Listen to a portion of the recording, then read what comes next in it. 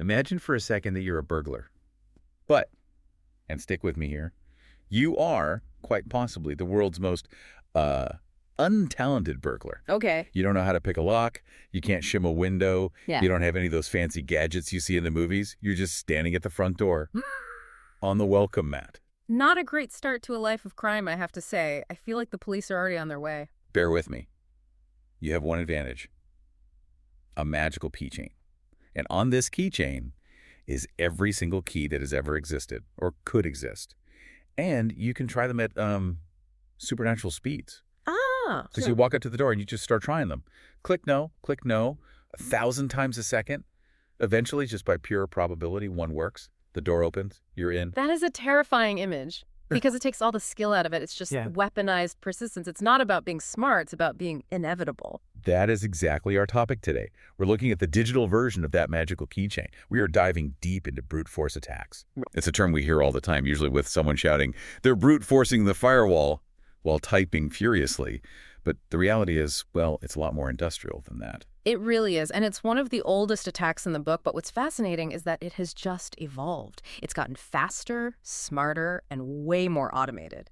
And to guide us through this, we have some fantastic source material today from WeCyberYou. Yes, a massive thank you to the team at WeCyberYou.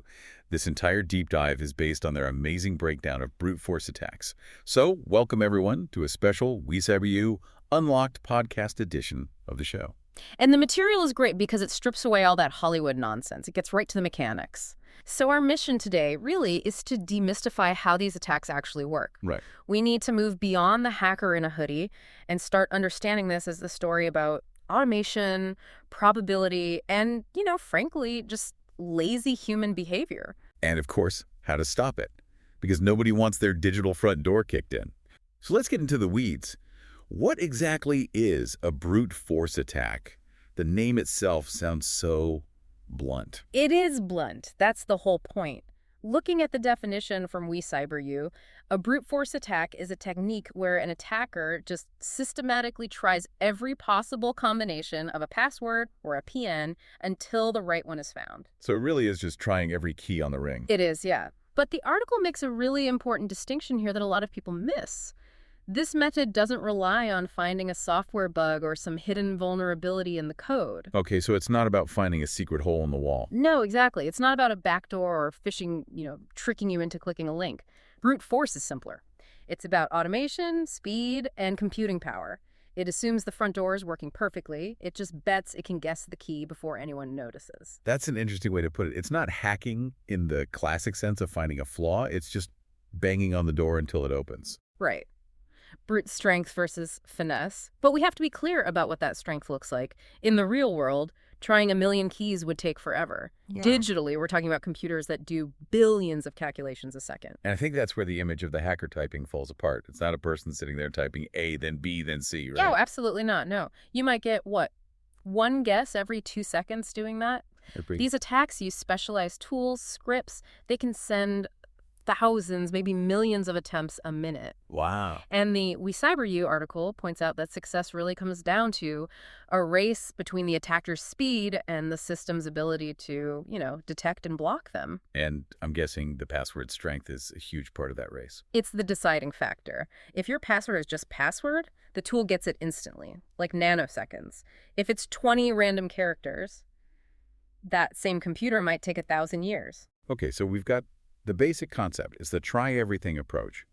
But looking at the source material from WeCyberYou, it seems there's more to it. There's like a whole menu of attack types. That's right. Attackers want to be efficient. Why spend 1,000 years guessing if you can do it in 10 minutes? The article breaks down 4 main types, and they range from incredibly basic to disturbingly clever. Let's start with the basic one, the classic. That would be the simple brute force attack. This is exactly what we first described. The tool tries every single possible character combination, starting with the simplest. So literally A, then B, then A, Abe, and so on. Exactly. It's thorough. Given enough time, it will find the password. It is a mathematical certainty. But time is the key variable here, right? We don't have infinite time. Precisely. The problem with this simple method is that it's computationally expensive. The number of combinations just explodes as the password gets longer. So for my 30-character password, The sun might burn out before it gets guessed. Theoretically, yes. So, to speed things up, attackers got smarter. This brings us to the second type in the text, the dictionary attack. This sounds like they're just throwing a dictionary at the login page. In a way, yes. A simple brute force assumes the password could be anything, even total gibberish. A dictionary attack assumes it's probably a word, so the tool uses a predefined list of common words. Ah, so they aren't guessing XQ9J, they're guessing. What are the examples the article gives? The classics. 1, 2, 3, 4, 5, 6. Password, QWERTY. It still hurts my soul that people use password as a password. It's like leaving your key under the doormat with a sign that says key under doormat. It's so common, though. And a dictionary attack preys on that predictability. We like patterns, we like words. So instead of checking, the script checks the 10,000 most common passwords first, it's just playing the odds. Yeah, makes sense. Yeah. Why check a billion random combinations if you can guess the right one in a fraction of a second? Exactly. But it gets even more efficient and a bit darker. The third type mentioned by WeCyberYou is credential stuffing. Okay, credential stuffing sounds like a weird Thanksgiving dish. But the description is actually terrifying. It almost removes the guessing part entirely. It's the most effective method today. It's when an attacker uses stolen username and password pairs from previous data breaches to break into other websites. So let's unpack that. This only works because people are lazy and reuse their passwords. That's the entire premise. Say you signed up for some random online forum in 2015. You used your main email and the password Mustang1. You forgot all about it. But then that forum gets hacked. The database is dumped online. So now my email and Mustang 1 are out there for criminals. Right. And the attackers take that list and they don't try to log into the old forum. They take your credentials and they try to stuff them into other sites. Your bank, Netflix, Amazon, your work email. That is just insidious. They don't have to guess anything. They already have the key because it was lazy. Correct. They're just hoping the key you use for the shed also opens your front door. And for a scary number of people, it does. We're talking success rates of up to 2% on a big list. 2% sounds low, but if you have a list of 1 million stolen credentials, that's 20,000 successful break-ins just from running a script. It's purely a volume game. that is a massive wake-up call for anyone listening who uses the same password for multiple sites. Please, stop doing that. Yes. We'll get to the solutions, but yes. Stop immediately. Okay, so we have simple, dictionary, and stuffing. What's the fourth one? The fourth is the hybrid attack.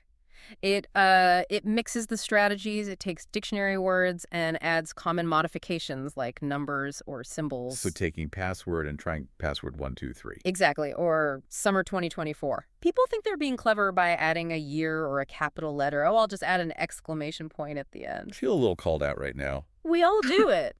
But the attacking tools know we do that. They're programmed to try those variations automatically. They'll swap an E for a 3 or an S for a $sign. It's like playing chess against a computer that already knows your favorite opening moves. That's a perfect way to put it.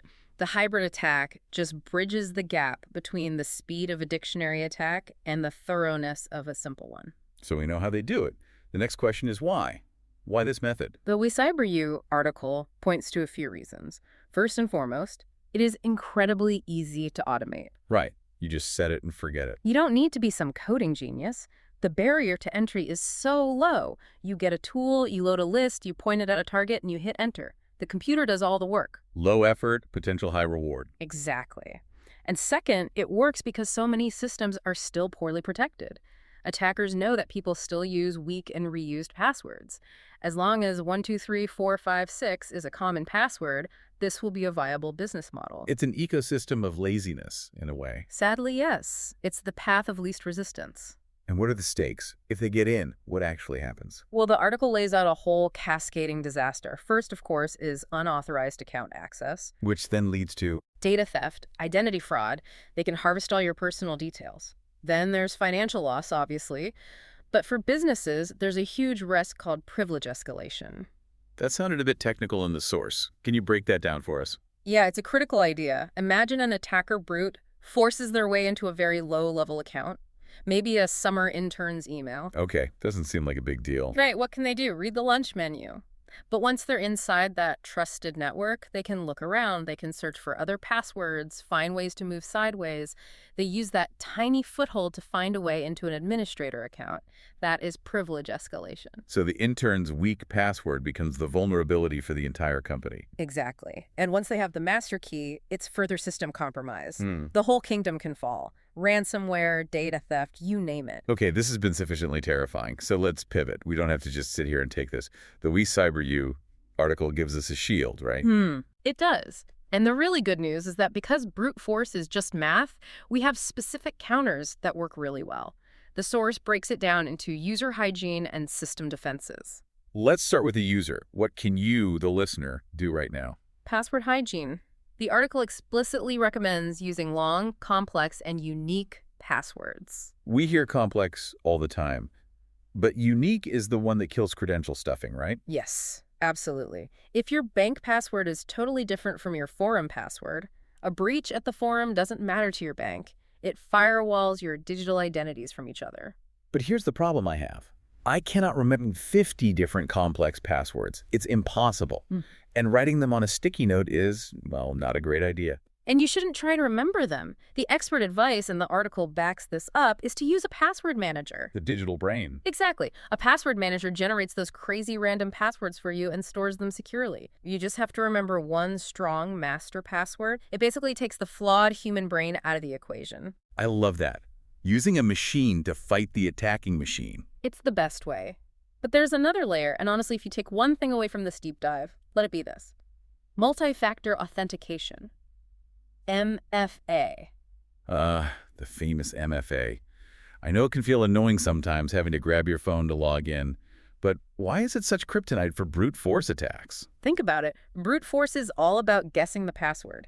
Even if they succeed, say they find out your password is Sunshine1, if you have MFA enabled, what happens next? The system asks for a code from my phone. Right. And does the attacker in some basement halfway across the world have your physical phone? Yo. Then they're stuck. They have the key, but the door has a deadbolt that requires a code that changes every 30 seconds. MF just stops these attacks dead in their tracks. That is huge. It really is the ultimate safety net. It is. The article also mentions some system-side defenses that companies should be using. Like what I saw rate limiting. That sounds like a bouncer at a club. It's exactly that. If an account has 5 failed login attempts, the system locks it for 15 minutes. It completely neuters the speed that a brute force attack relies on. Right, it breaks the whole model. Exactly. And finally, log monitoring. Just watching for this stuff. If an admin sees 5,000 failed logins from one place in 10 seconds, that's not someone forgetting their password. That's an attack. And you can just block it. It's about being aware, not letting these things run in the background. Defense is active, not passive. So, to recap what we've learned from WeCyberYou Yeah. today, brute force is a numbers game. Yeah. It's math, not magic. It's using computing power to exploit human laziness. Right. But we have the tools to beat them. Complexity, uniqueness, password managers, and MFA. Those are the 4 pillars. If you do those 4 things, you are so much harder to hack. It's empowering to know the solution is actually accessible to all of us. It really is. Now, before we wrap up, I want to leave our listeners with a final thought. Reading through this, what's the big picture takeaway? Where is this going? Well, it raises a provocative question about the arms race we're in. Computing power is always increasing. Automation and AI are getting smarter. If brute force relies on weak passwords and the tools are getting stronger, are we getting to a point where any password a human can create is unsafe without MFA? That is a chilling thought. The idea that our brains just aren't random enough anymore to beat the machines. Exactly. It suggests the password itself might be becoming obsolete.